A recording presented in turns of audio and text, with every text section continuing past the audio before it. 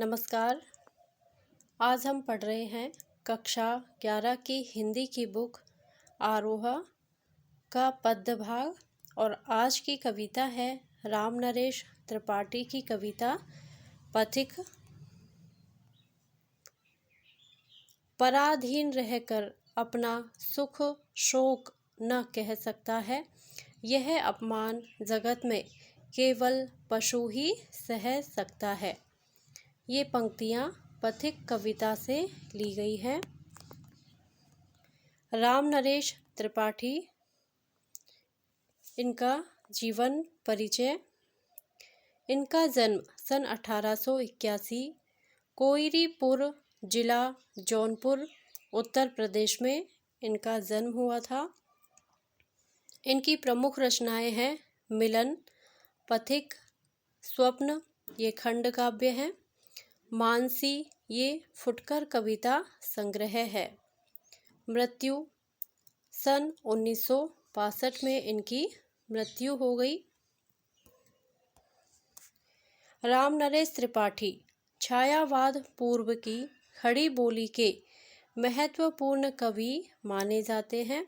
आरंभिक शिक्षा पूरी करने के बाद स्वाध्याय से हिंदी, अंग्रेजी, बांग्ला और उर्दू का ज्ञान प्राप्त किया।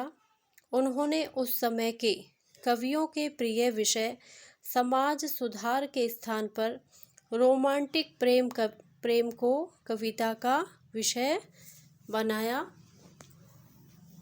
उनकी कविताओं में देश प्रेम और वैयक्तिक प्रेम दोनों मौजूद हैं, लेकिन देश प्रेम को ही विशेष स्थान दिया गया है। कविता कौमुदी 8 भाग में उन्होंने हिंदी, उर्दू, बांग्ला और संस्कृत की लोकप्रिय कविताओं का संकलन किया है। ये किस में किया है? कविता कौमुदी में, जिसके 8 भाग हैं। इसी के एक खंड में ग्राम गीत संकलित है, जिसे उन्होंने गांव-गांव घूमकर एकत्र किया था। लोक साहित्य के संरक्षण की दृष्टि से हिंदी में यह उनका पहला मौलिक कार्य था। हिंदी में वे बाल साहित्य के जनक माने जाते हैं। उन्होंने कई वर्षों तक बानर नामक बाल पत्रिका का संपादन किया।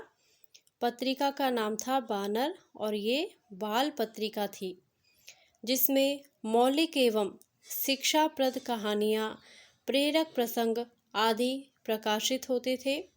कविता के अलावा उन्होंने नाटक, उपन्यास, आलोचना, संस्मरण आदि अन्य विधाओं में भी रचनाएं की हैं। प्रस्तुत अंश पथिक शीर्षक खंड काव्य के पहले सर्ग से लिया गया है।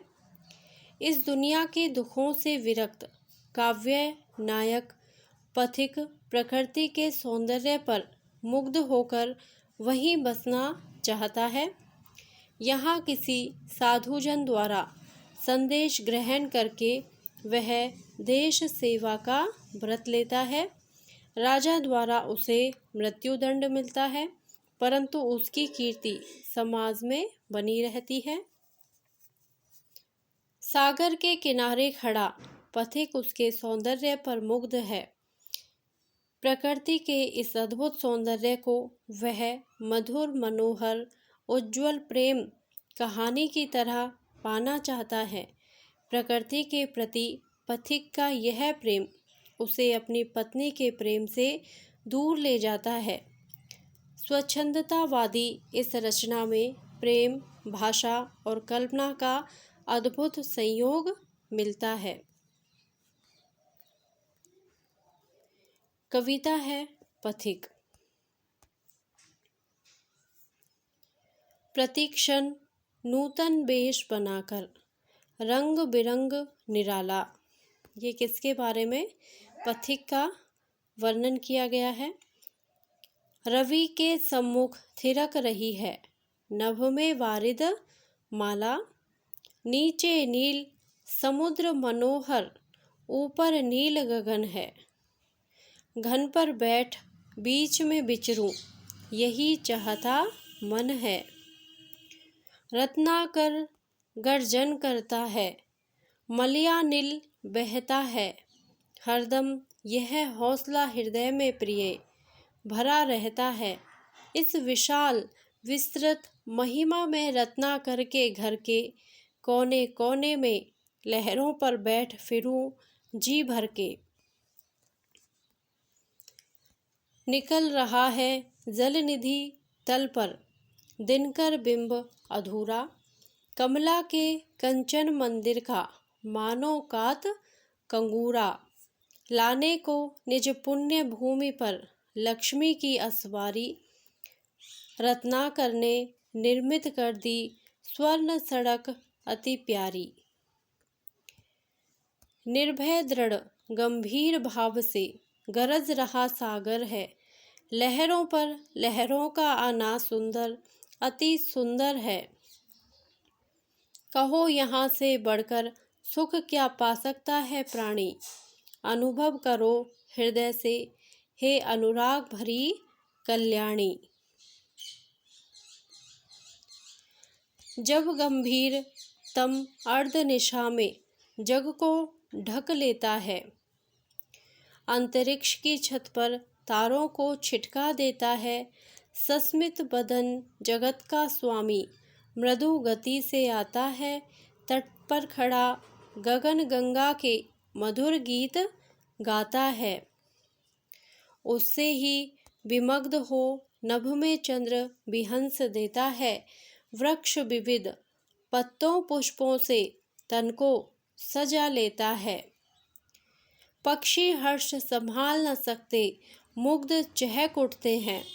फूल सांस लेकर सुख की सानंद महक उठते हैं।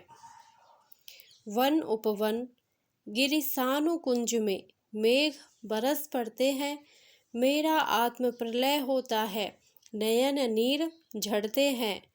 पड़ो लहर तट तृण तरु गिरि नभ किरण जलद पर प्यारी, लिखी हुई यह मधुर कहानी विश्व विमोहनहारी।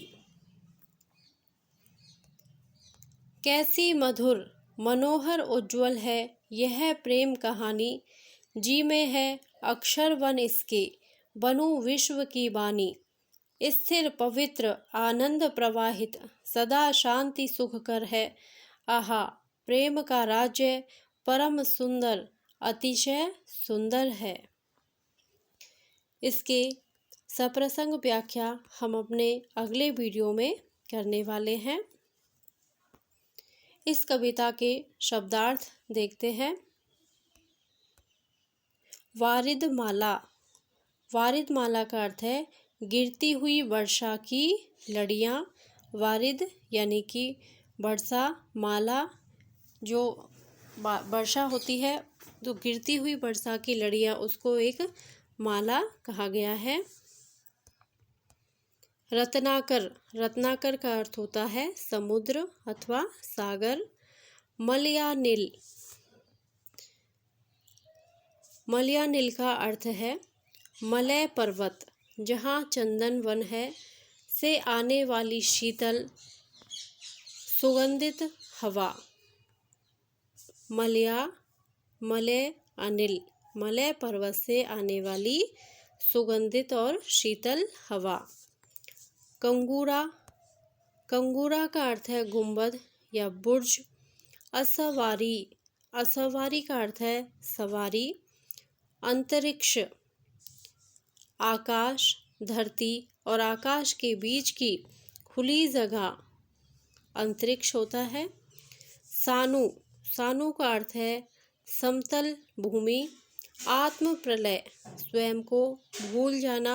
विश्व विमोहनहारी, संसार को मुग्ध करने वाली। धन्यवाद। यदि आपको यह वीडियो अच्छा लगा हो तो प्लीज़ मेरे वीडियो को लाइक करें, शेयर करें, और यदि आप मेरे चैनल पे नए हो तो प्लीज़ मेरे चैनल को सब्सक्राइब करें। Thank you.